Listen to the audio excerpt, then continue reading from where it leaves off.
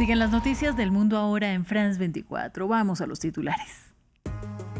El gobierno de Estados Unidos reducirá en 700 el número de agentes del ICE en Minnesota. Aún así, unos 2.000 permanecerán desplegados tras las protestas y el masivo rechazo a las violentas redadas antimigrantes, que dejan ya 2 muertes de ciudadanos y múltiples heridos.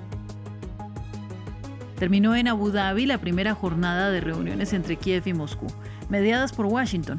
En paralelo al encuentro, municiones de racimo rusas mataron al menos a 7 personas en un mercado de Donetsk, y el Kremlin dijo que seguirá combatiendo hasta que Volodymyr Zelensky tome decisiones que pongan fin a la guerra. Y un ataque de Israel mató al menos a 20 personas en la ciudad de Han Yunis y en Ciudad de Gaza. Mientras tanto, siguen los intercambios retóricos entre Tel Aviv y la Organización Mundial de la Salud por la apertura efectiva del paso de Rafah en la frontera con Egipto. También en contexto analizamos el caso de Peter Mandelson, que ha sacudido la política británica. Patricio Peralta nos trae los vínculos que mantuvo con Epstein y nos recuerda que no es la primera polémica en la que está involucrado. Ya lo vemos, primero las noticias.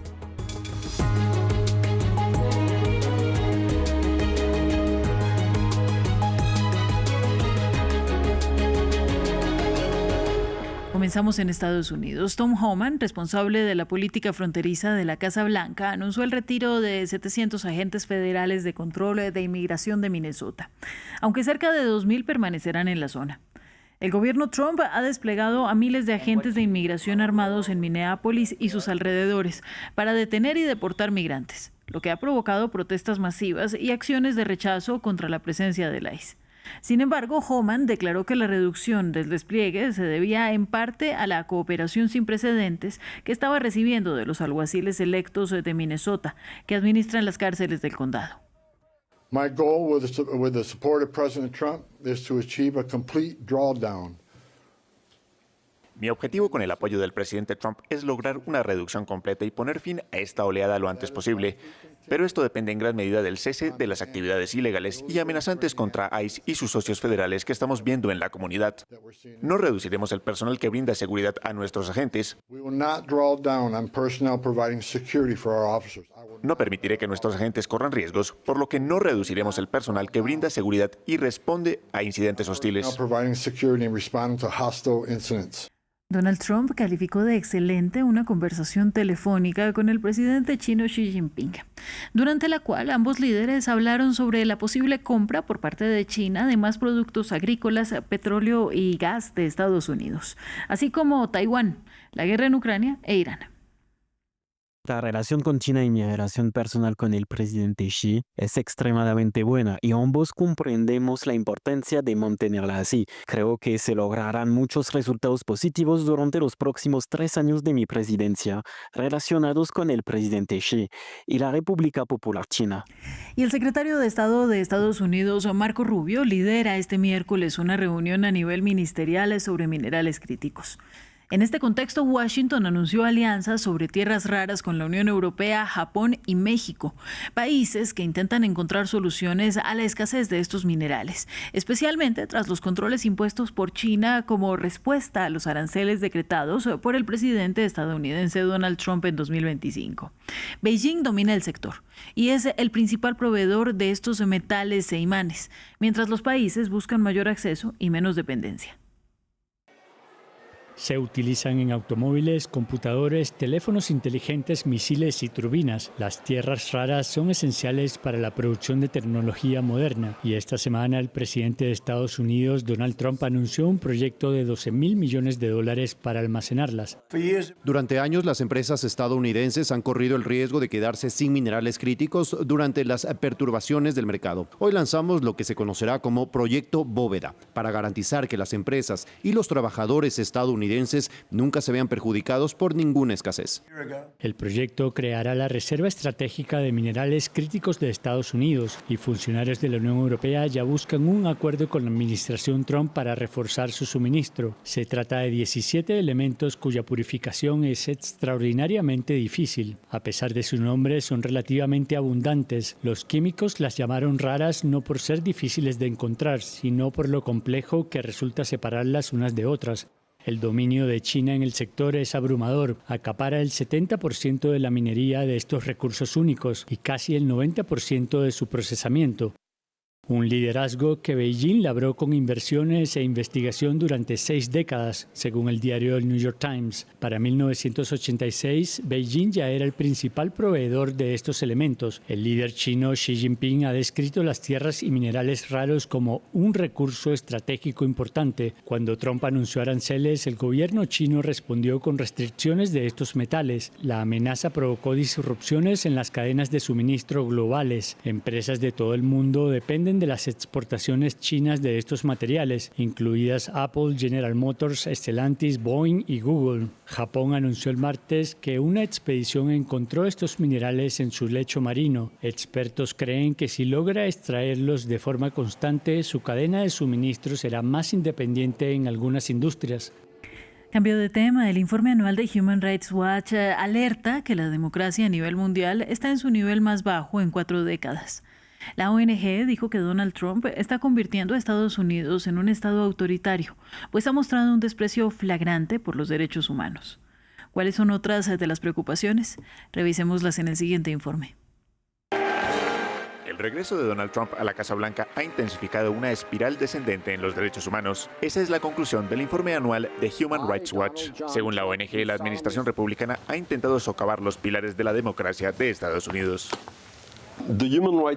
El movimiento de derechos humanos está en problemas. Es un momento peligroso para los derechos humanos. La administración Trump está atacando el orden mundial basado en reglas multilaterales de una manera que podría realmente socavar el movimiento de derechos humanos. A su vez, la organización denuncia atropellos en la ofensiva contra los migrantes en situación irregular perpetrada por los servicios federales de control de fronteras y asegura que Washington incurrió en desapariciones al transferir migrantes venezolanos a una prisión de máxima seguridad en El Salvador. Por otra parte, Human Rights Watch advierte que los gobiernos de China y Rusia están buscando debilitar el orden basado en reglas globales, lo que habría implicado un debilitamiento del sistema internacional de derechos humanos. El movimiento de derechos humanos se enfrenta a una triple amenaza. La administración Trump, el gobierno ruso, el gobierno chino, que pueden ser adversarios desde un punto de vista estratégico, pero tienen una cosa en común, que es que no quieren a la ONU, no quieren que el sistema de derechos humanos limite su poder y están aliados en socavar este sistema. Los hallazgos contrastan con el último informe del gobierno de Estados Unidos sobre abusos a los derechos humanos a nivel mundial, un texto que considera que no ha habido violaciones a los derechos fundamentales en países como El Salvador. Noticias de la guerra de Ucrania. Finalizó la primera jornada en la segunda ronda de negociaciones entre Rusia y Ucrania, con la mediación estadounidense en Abu Dhabi. El principal punto de bloqueo sigue siendo el control del Donbass, donde los rusos continúan avanzando. Mientras las conversaciones sucedían, Rusia atacó con bombas racimo un mercado de Donetsk, dejando al menos 7 muertos. Mismo formato, mismo equipo y mismo lugar. Este miércoles empezó en Abu Dhabi una nueva ronda de negociaciones entre Rusia y Ucrania con la mediación de Estados Unidos. El objetivo, encontrar una solución a la guerra. En las últimas 48 horas, ataques rusos afectaron zonas civiles e infraestructuras energéticas. Y ayer Donald Trump advirtió a Vladimir Putin. Sí, quiero que ponga fin a la guerra. He hablado con él. Quiero que ponga fin a la guerra. En la mesa de negociaciones están Rustem Umerov por Ucrania, antiguo ministro de Defensa, reconocido diplomático, e Igor Kostyukov por parte de Rusia, jefe de inteligencia militar y sancionado por Occidente. También están presentes los habituales emisarios especiales de Donald Trump, Steve Witkoff y Jared Kushner. Sin embargo, en Kiev los ucranianos no creen en que las negociaciones puedan dar resultados. Esperemos que la reunión cambie algo, pero no creo que nada vaya a cambiar para nosotros. Nosotros no haremos concesiones y ellos tampoco las harán.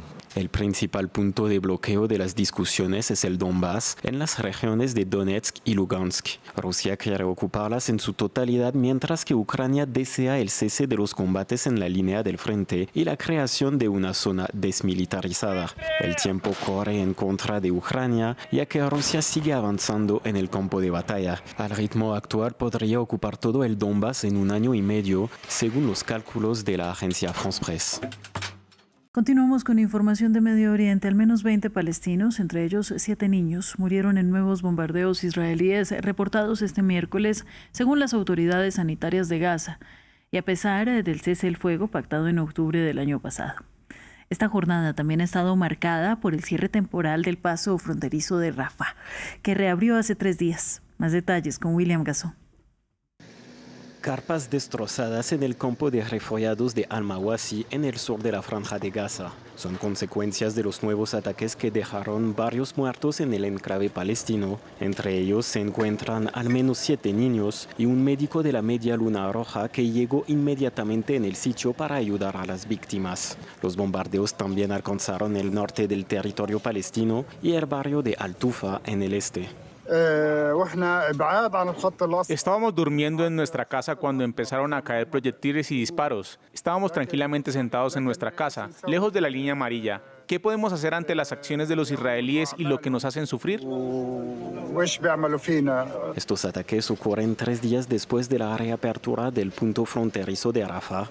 El paso con Egipto fue cerrado durante varias horas el miércoles por razones de seguridad, según Israel.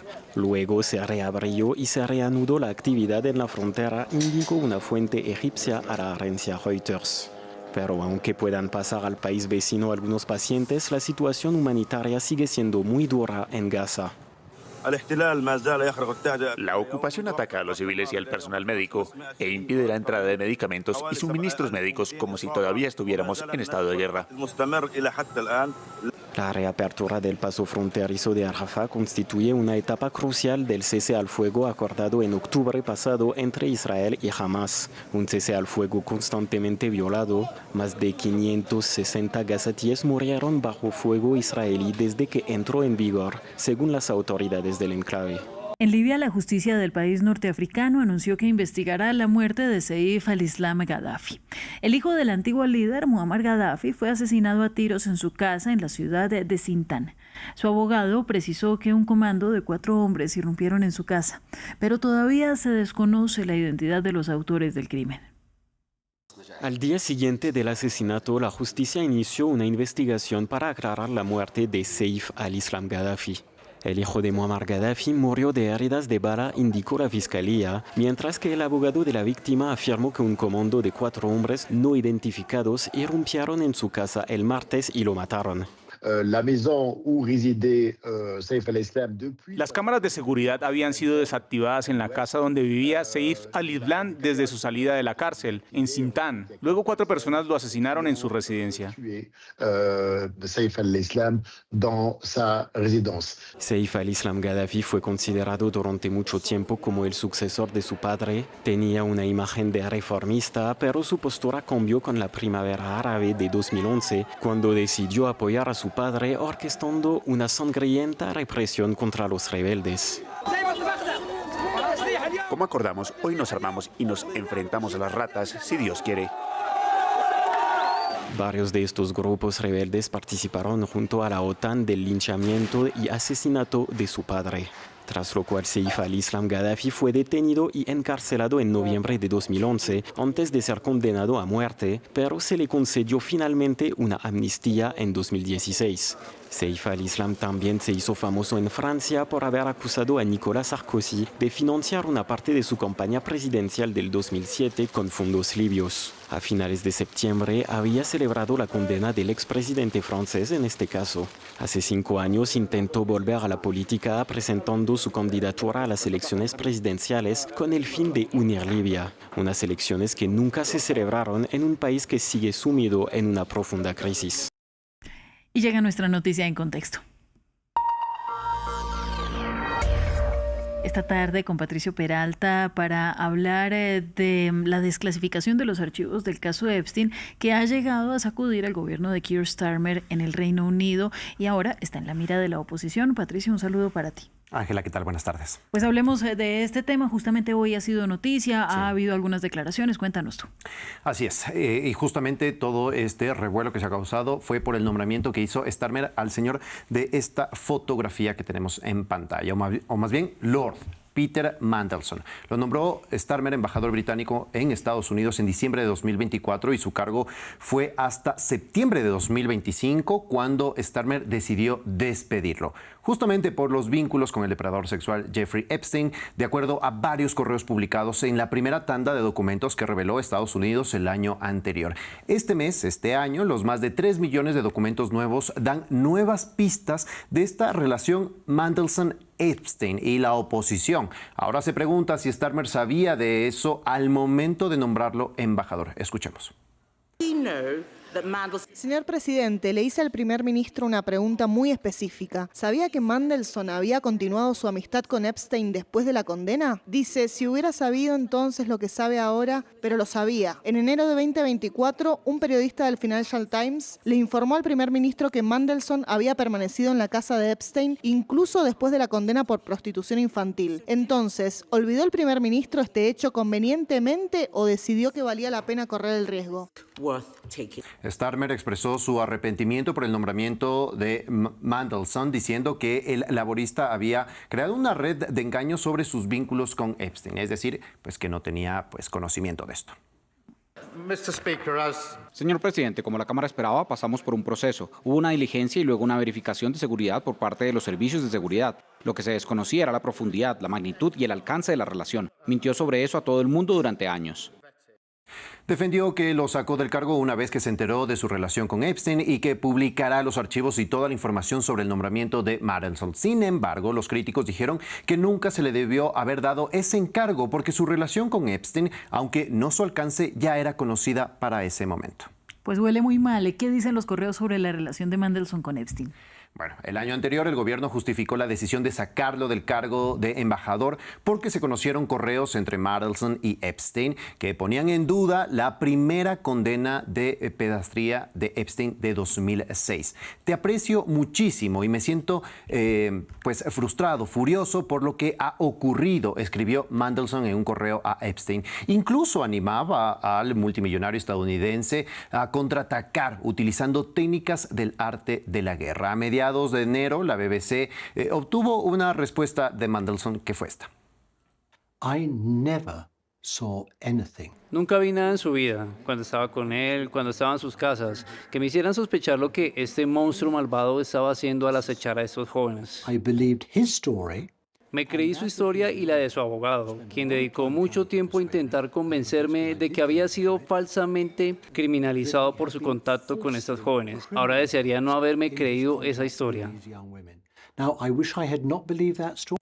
Ahora, los nuevos archivos muestran que la profundidad y alcance de su relación era mucho mayor. Una de ellas, y que hoy justamente es investigada, es si Mandelson filtró información sensible a Epstein en 2009, cuando fue secretario de negocios del gobierno británico. En esos correos le contó medidas políticas detalladas que el gabinete estaba considerando tras la crisis financiera de 2008, incluyendo la venta de activos gubernamentales. Y parece haberle dicho también que presionaría a otros miembros del gobierno para reducir un impuesto sobre las bonificaciones de los banqueros. Para 2010, Mandelson envió un mensaje a Epstein diciendo que, según sus fuentes, el rescate de 500.000 millones de euros está casi completo. Y este mensaje se envió horas antes de que los gobiernos europeos anunciaran un acuerdo de 500.000 millones de euros para reforzar la moneda.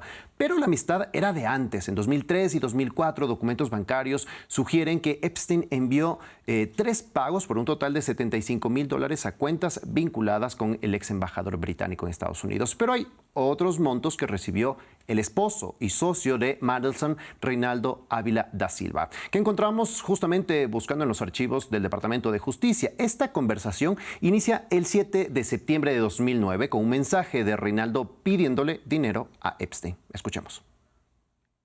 La semana pasada te envié un par de correos electrónicos sobre los gastos de mi curso de osteopatía, incluyendo la matrícula, los modelos anatómicos y la computadora portátil, por si podías ayudarme con esto. Te transferiré el importe del préstamo inmediatamente. Siento molestarte, pero acabo de enviar un correo electrónico a Rich con mis datos bancarios personales para el pago de 10.000 libras. Muchas gracias, saludos cordiales. Bueno, no es la primera controversia de Peter Mandelson, sin embargo, años atrás también estuvo envuelto en polémicas. Así es, la BBC recuerda que dimitió como ministro del gabinete en 1998 tras la revelación de un préstamo secreto de 373,000 libras para la compra de una vivienda. Dimitió de nuevo en el 2001 tras ser acusado de ayudar a uno de los hermanos Hinduja a obtener un pasaporte a cambio de una donación de 1 millón de libras. Hubo una investigación, pero salió libre de cualquier cargo. Con los últimos archivos, Mandelson decidió renunciar a su puesto vitalicio desde 2008 en la Cámara de los Lores, la Cámara Alta del Parlamento. Starmer había presionado justamente y estaba por impulsar una legislación para que se lo retire, aunque hubiese sido mucho más complicado y extenso. Sin embargo, su renuncia no lo privaría de seguir utilizando el título entregado por la corona en 2008 de Barón Mandelson de Foy y Hartlepool.